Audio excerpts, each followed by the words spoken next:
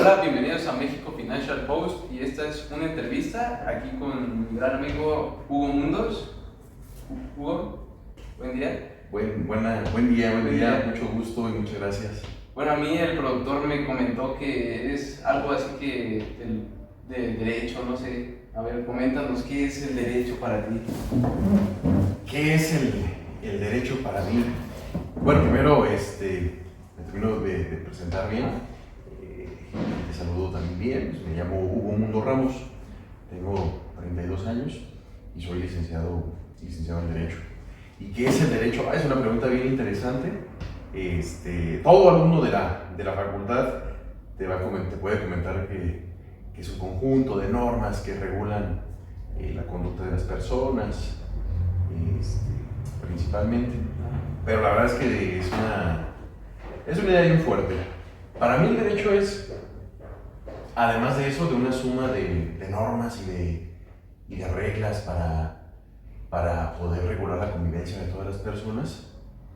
Pues es un mecanismo en el que se sienta toda la organización y todos nuestros avances como sociedad, porque tenemos tantos conflictos como personas, como humanos, incluso en casa, a nivel familiar, en todos nuestros planos de vida tenemos muchos conflictos. Y yo no me imagino un mundo sin el derecho. Y sin además este pacto que somos conscientes o no de él, pero en el que todo mundo, es una convención, todos lo aceptamos. Y está bien, porque nos sujetamos a esta autoridad, que en este caso es estatal, exactamente, y respetarlas. Entonces, para mí es una forma muy interesante de convivir y de generar comunidad y generar una sociedad que pueda fluir más allá de sus conflictos e ir construyendo porque permite construir patrimonios, permite construir y que se respeten trayectorias. Se respete tu propio patrimonio que tienes. Exactamente, es una suma de instituciones que permite definir y dar forma al cúmulo que somos toda la sociedad. Si no, seríamos algo así como algo amorfo. Diríamos una ciudad anarquista. Pues sí, sería justo, la parte antagonista de la anarquía. Y para mí es algo muy, muy bonito, que además tiene que ver, por supuesto, con todas estas ideas de justicia, de deber ser, todo la ética, todo lo que además como humanos también somos capaces de generar estas ideas que en algún punto son metafísicas, como la ética, por ejemplo, pero que nos genera esta visualización de proyectarnos como individuos con un sentido de colectividad, de responsabilidad colectiva, y que construimos más allá solamente del interés propio, sino en el interés colectivo. Entonces, a mí se me hace algo muy, muy bonito, muy interesante, y da para muchísimo. Te digo, es una pregunta bien, bien amplia. Fíjate que es la primera definición tan bien estructurada que nos da, porque hemos tenido aquí ya otro licenciado, otro abogado, y creo que tu definición fue la más asertiva que hemos tenido. No, hombre, gracias. Pues mira, tratando de ordenar un poquito las ideas, me agarraste un poquito en curva, fue muy rápida la pregunta, pero es bien interesante. Pero bien. Y bueno, dicen por ahí en las redes sociales que no se le niega un título de derecho como un vaso de agua, no sé. ¿Tú qué dices de eso? Sí, es bien común, por ejemplo, y esto, ¿no? Aquí en Morelia es bien común solamente hay que cruzar la avenida Tabasco y ya estás del otro lado en la licenciatura en Derecho. Sí, es muy común y es un chistorete bastante interesante, pero fíjate que no, yo pienso que no. Uno, porque como toda licenciatura, pues es una suma de retos además de lo académico. Yo soy egresado de la Universidad Michoacana de San Nicolás de Hidalgo, totalmente nicolaita.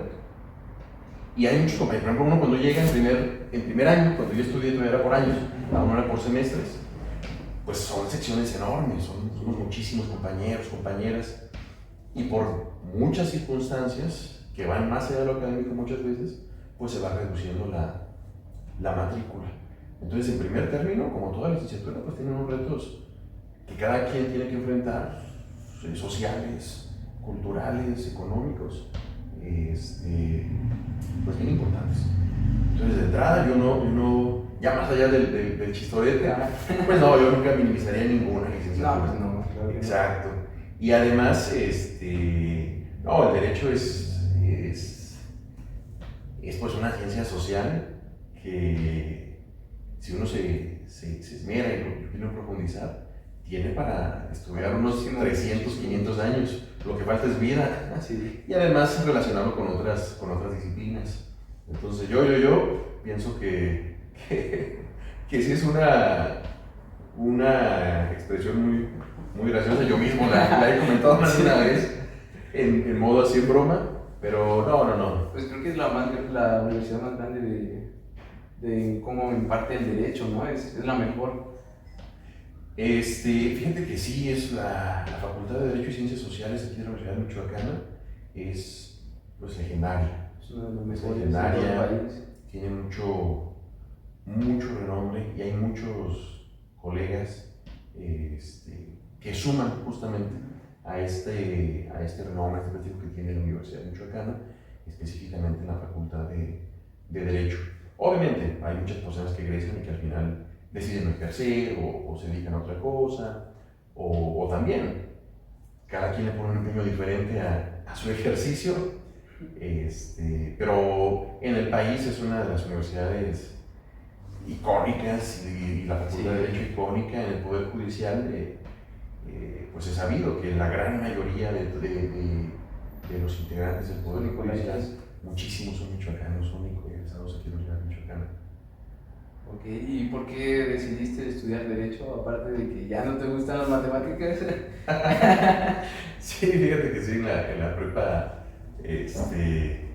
me di cuenta de que mi bachillerato era social. Era social. Sí, me llama la atención, y me llama mucho la atención un poco química, un poco, en algún momento me planteé estudiar medicina, pero no sentí esa conexión como lo siento en general con lo social, con las ciencias sociales. Y el derecho, por un lado, un poco también, pues viene desde casa. Mi papá es licenciado en Derecho, mi mamá también es licenciada en Derecho.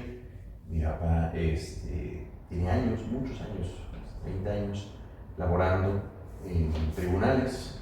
Yo me acuerdo que desde que yo iba en kinder, allá por el 96, 98, llegué a acompañar para la oficina y todavía con máquinas de escribir.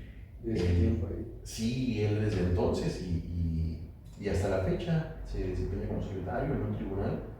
Entonces, pues siempre he tenido muy presente en mi vida el derecho en general. Pero además, pues a mí mismo, pues me gusta bastante, por lo que te platicaba. En general me gusta el derecho, me gusta la filosofía, me gusta todo lo social, y pues va muy de la mano. Yo no tuve nunca ninguna duda de que quería estudiar derecho y siempre me he estado exactamente. He estado tratando de estarme realizando y estarme desempeñando en lo que me he visualizado siempre. Bueno, aparte de la licenciatura, ¿tienes alguna otra maestría, doctorado? Fíjate que he hecho pues, varias actualizaciones, diplomados, cursos, talleres, etc. Maestrías, no tengo ningún posgrado. He cursado una maestría en procuración, en procuración de administración pública. Sin embargo, si te soy muy sincero, no la concluí porque de manera muy personal no conecté demasiado con cómo se realizaban las lecturas de algunos autores o de varios autores en las materias que se abordaban. De hecho, en ese punto opté por dejar la maestría e inscribirme en la Facultad de Filosofía para comenzar a estudiar la licenciatura en Filosofía. Ahí me di cuenta que no la he concluido. Sí, la tengo todavía en proceso, pero y ahí me di cuenta que la matrícula de Filosofía es una matrícula anual de, no pasa de 60 personas, no llega a 100 personas.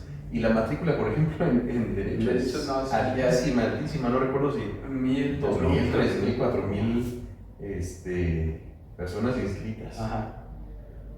Sí, no, sí, es una carrera muy cotizada. Bueno, no sé si sea en campo laboral, ¿no? Eso sí, ya no sé, pero sí hay mucha gente que quiere estudiar Derecho.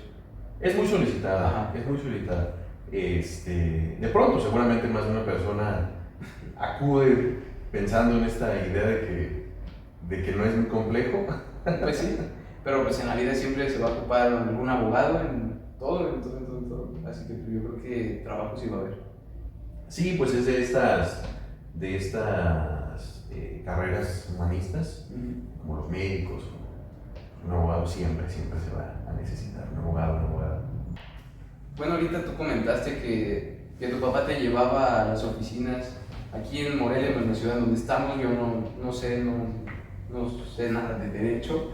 Y he visto que hay un edificio rosa, un edificio gris, y creo que por ahí anda otro. ¿Nos puedes explicar de qué se trata cada edificio, cuál es su función? Sí, claro. Fíjate que el edificio rosa que comentas es el Poder Judicial en el Estado y está integrado por juzgados y por salas, que es la construcción rosa mayormente. Después se agregó un ala más moderna. Sí, está ya como un acabado incluso solo en concreto, como en hormigón, donde hay algunos juzgados por ahí, hay unas salas de oralidad, pero en conjunto es la sede principal del Poder Judicial del Estado aquí en Michoacán. Hay, por ejemplo, acá en el centro, pues está el archivo histórico y algunas oficinas más administrativas, y al interior del Estado pues hay diferentes juzgados, diferentes salas regionales que va a haber ahora en esta nueva etapa del Poder Judicial. Y pues te platicaba hace unos minutitos que yo me acuerdo desde que estaba en kinder, que acompañaba a mi papá, teníamos un poco años que había ingresado. En aquel tiempo él estaba en un tribunal unitario aquí en Morelia. Recuerdo que estaba de hecho en Avenida Camelinas, aquí como a la altura de no sé si ubicas Muebles Dico. Sí. Hay una taquería del infierno, por ahí. Camelinas, un poquito ahí, como unas 2 cuadras de ahí. Ahí laboró mucho tiempo, pero fíjate que por haber una actividad en el Poder Judicial, en realidad vivimos en varios estados, por lo menos yo lo acompañé a un par de estados y a diferentes edificios de tribunales del Poder Judicial de la Federación.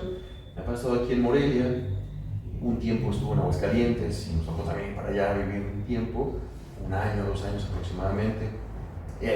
Después trasladado a Tuxtla Gutiérrez, Chiapas, al Estado de México, Toluca, Naucalpan, allá también vivimos con él una temporada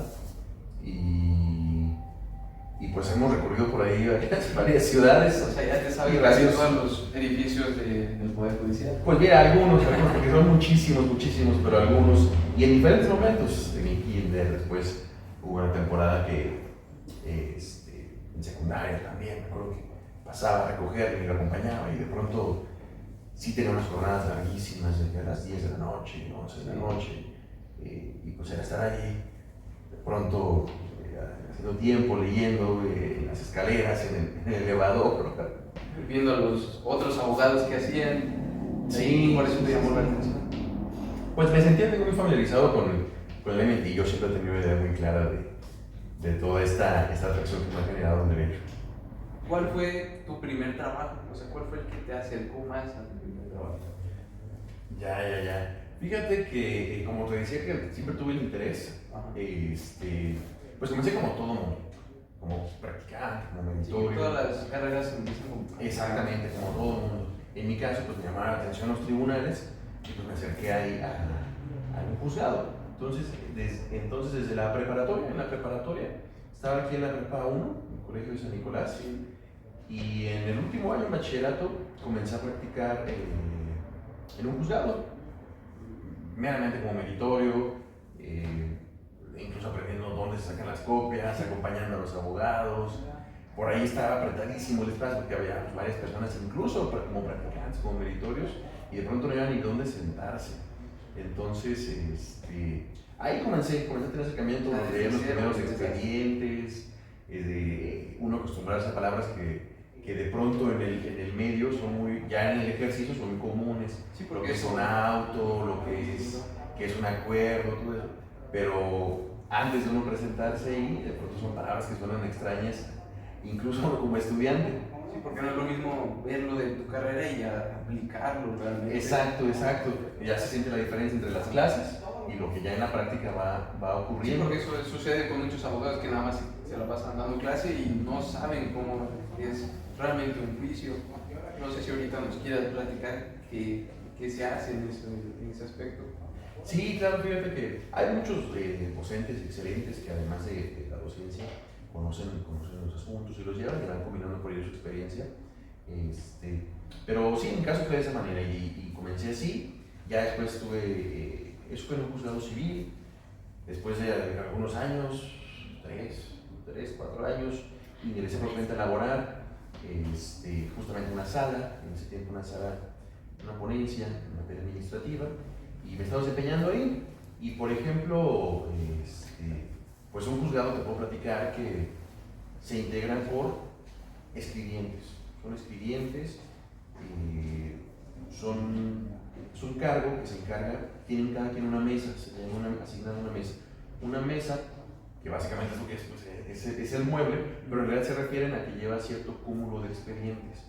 Se encargan de todo el trámite, de la recepción de los escritos, generar los acuerdos correspondientes para que se pasen a firma con el secretario, con el juez o la jueza, y es lo que va integrando un expediente. Cada actuación se va sumando, se encargan de irlo costurando, agregando el expediente, que es también lo primero que se aprende, a costurar y sin atravesarse uno con la aguja. Que dicen que en la carrera no les enseñan a costurar expedientes así de gruesotes y que salen con un taladro, con una broca. Fíjate que sí, totalmente. Y tiene su chiste, y más de una persona por ahí, como son agujas grandes, Sí. se han clavado aquí en la pierna, en el muslo, y pues no es cualquier piquetito, pero pues todo eso. Entonces un juzgado comienza a grandes rasgos con eso. Después obviamente de la oficialía de partes, archivistas, las mesas de acuerdos. Los secretarios son bien importantes en un juzgado, secretario de acuerdos, secretario de estudio y cuenta. Un secretario de acuerdos revisa la labor de los escribientes, que por lo regular en un juzgado varía dependiendo de la materia y el fuero, pero por lo general hay 4 escribientes, 5 escribientes, más o menos. Y el secretario de acuerdos se encarga de revisar todos los acuerdos que hacen todas las personas escribientes, los revisa, los autoriza y se los presenta al juez para que firme. Y por su parte, los secretarios de estudio y cuenta reciben los expedientes ya cuando se integran completamente, todas las actuaciones, todos los pasos que marca la ley, ya lo recibe un secretario de estudio y cuenta o un proyectista, y es quien elabora un proyecto de sentencia. Hace todo el estudio de las pruebas, de los planteamientos, revisa que se haya seguido todas las etapas correspondientes del juicio y se elabora el proyecto de sentencia, se redacta, se imprime, se le pasa al juez, a la jueza, al magistrado, magistrada, quien sea titular, y si el titular está de acuerdo, pues lo firma y ya es la sentencia correspondiente. O en todo caso, tendría que ser alguna adecuación ahí dependiendo del criterio de la persona titular. Sí. O simplemente a veces son criterios diferentes. Y mientras se puedan sostener con fundamentos, con razones y con una buena explicación, pues es válido. Ok, muy bien. Muy interesante que empezaste desde cero, literalmente como dijiste tú, desde ir a las copias que te mandaban. Sí, a mí me prometían que los abogados cuando vas acompañando te daban por lo menos 5 pesos, a mí nunca me dieron ni 10 No, pesos. con las copias y ya después vemos. Sí, decían mucho que si los acompañabas, te la pasaban 5 pesos por acompañar. Yo nunca conté ni para la combi, pero bueno, quizá fue una práctica que se perdió con el tiempo. Ok. ¿Actualmente en qué te has desempeñado estos últimos años? Fíjate que desde 2022, Ajá. que aquí en Michoacán se echó a andar, se implementó el nuevo sistema de justicia, un nuevo sistema de justicia laboral que se centra mucho en la especialización de la conciliación como etapa prejudicial y como segunda etapa, cuando es necesario, ya la etapa ante juzgados, que no existían antes los juzgados laborales.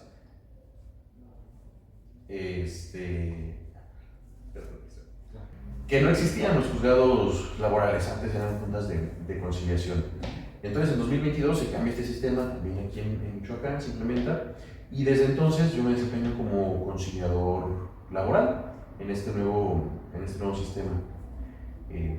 ¿Qué hace una persona conciliadora? Pues, como te decía, es una especialización en la conciliación.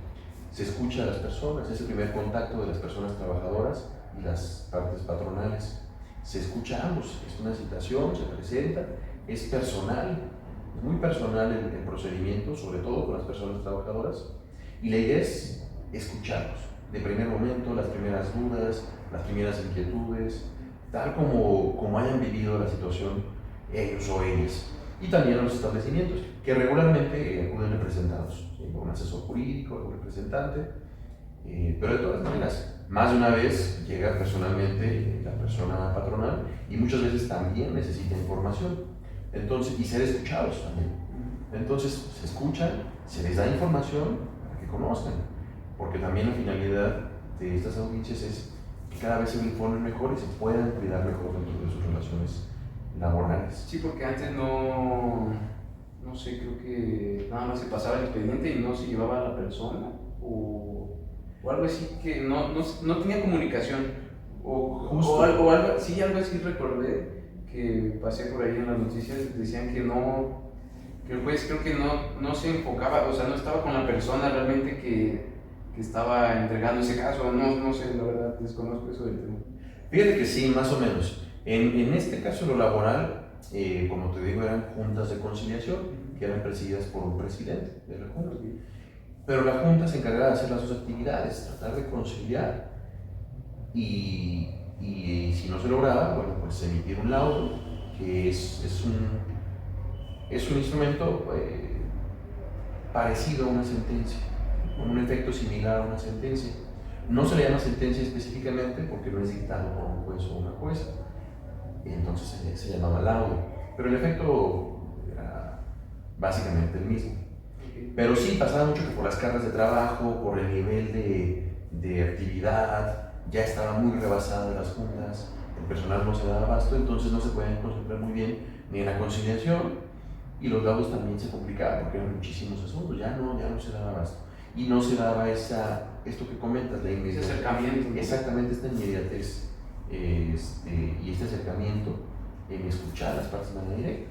Por lo general, pues, era a través de abogados, de abogadas, como en cualquier juicio, pero muchas veces directamente la persona trabajadora o directamente la parte patronal realmente no se acababa de enterar de qué estaba sucediendo. Hay muchos y excelentes asesores y asesoras jurídicas que son responsables, pero también se daba mucho que algunos otros no platicaban la historia como era y generaban que se alargaran innecesariamente los asuntos, sumado a las cargas de trabajo de las juntas. O sea, que podían durar el caso años. Sí, se aventaban ya al fin, en los últimos años.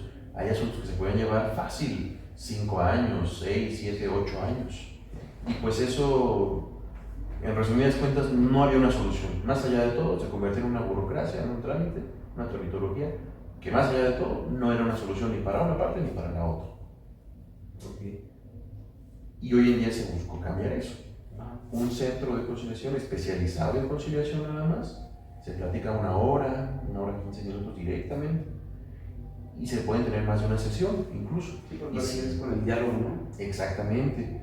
Sobre todo, y ayudar sobre todo a las partes también a que puedan ser escuchadas, pero también escuchar de manera activa a la otra parte y que puedan ir construyendo, colaborando juntos una solución, aún con sus dudas y con sus desacuerdos que puedan tener, pero ya informados, que puedan tomar decisiones que les ahorren muchos desgastes. Bueno, a mí se me hace que yo creo que nos están mintiendo y no eres de derecho porque tienes un gran parecido al Arquicube. No sé si por aquí vamos a poner una imagen. Yo creo que antes eras arquitecto, ¿no? Fíjate que sí ubico el canal del Arqui y saludos si nos llega a ver, saludos Arqui. Y pues nada, estaría muy bien, ¿no? Pues un honor ahí compartir con el Arqui alguna similitud, un canal bien interesante que tiene. Comentaste que estabas en la licenciatura de filosofía. ¿Nos puedes decir unos 3 libros que te hayan gustado, que te hayan visto a ti en la carrera o algo así? Sí, fíjate que sí, me gusta mucho la filosofía, continúo estudiándola. Y 3 libros interesantes. A ver, más que libros probablemente que comentamos ahorita libros, pero unos autores que me hacen bien interesantes y que pienso que es sumamente importante tener presentes porque además un par son mexicanos, incluso uno michoacano, y es bien importante. Un autor que yo soy muy fan, por decirlo de alguna manera, me gusta mucho, Ortega y Gasset. José Ortega y Gasset, él tiene varias obras. Yo soy muy fan y fue una obra que me acercó bastante a la filosofía. Se llama ¿Qué es filosofía? De Ortega y Gasset, muy padre. Y para mencionar también aquí mexicanos, por ejemplo, está Alfonso Reyes, él es regiomontano, bueno, fue un gran regiomontano ilustre. De él he leído también varias obras, sobre todo enfocadas un poquito a observaciones sobre arte, pero tiene mucho contenido de filosofía mexicana. Y michoacano, pues tenemos a Samuel Ramos. Incluso aquí, al lado de la Facultad de Derecho, está el auditorio Samuel Ramos. La Facultad de Filosofía de aquí de la Universidad Michoacana tiene el nombre de Samuel Ramos. Y también tiene muchas obras filosóficas de filosofía mexicana muy interesantes. De él hay uno muy padre que se llama La caracterología del mexicano. Es un libro muy interesante porque hace como un estudio entre filosófico, psicológico, tratando de entender la identidad de lo que hemos construido o lo que vamos construyendo de esa identidad de ser mexicanos. Bueno, y 3 películas que nos quieras recomendar aquí a la audiencia que nos está viendo. 3 películas. A ver, ahí va a estar ¿Películas, series? Sí, 3 películas. Ok, películas y series. Películas y series. Pues mira, yo soy bien fan de, por ejemplo, de series. Me gusta mucho, soy un súper fan de Juego de Tronos, Roma de HBO, me fascina. Me gustan mucho las series históricas. Hay una serie sobre los Medici, también que está muy padre, muy buena. Y películas, algunas, una más romanticona. Hay una que soy fan, es mucho más cursi, con Tom Cruise, se llama Vainilla Sky. Con Tom Cruise y Jennifer López. Sí. No, Jennifer López, Penélope Cruz. Penélope Cruz, sí, se me atravesó el nombre. Buenísima, a mí me gusta mucho. ¿Sabes yo qué pensé que ibas a decir en series? Suits. Por los abogados, no sé. Sí, es buena, sí me gusta. Con el gran Harvey Specter. Pero ¿sabes qué sí serie está muy padre y hace referencia dentro de la serie? A Mad Men. Okay. Mad Men, buenísima también.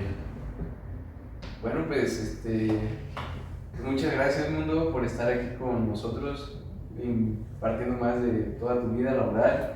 ¿Qué hace un abogado realmente? Y pues... No, al contrario, muchas gracias por la invitación. Es bien padre poder platicar de esta manera, como relajado. Es muy bueno. Y compartir muchos Fíjate que hay muchas anécdotas, pero uno va recordando, ahorita que me preguntabas de los niños y todo, pues hiciste recordar mucho tiempos de estudiante, muchos momentos. Y es padre, muy padre platicar. Muchas gracias por el espacio y por estos minutitos. Y cuando gustes, yo siempre encantado aquí de saludarte y platicar un ratito. Me parece muy bien, nos vemos la próxima. Suscríbanse, denle like, compártanlo. Y aquí estamos con Hugo Mundo. Mucho gusto.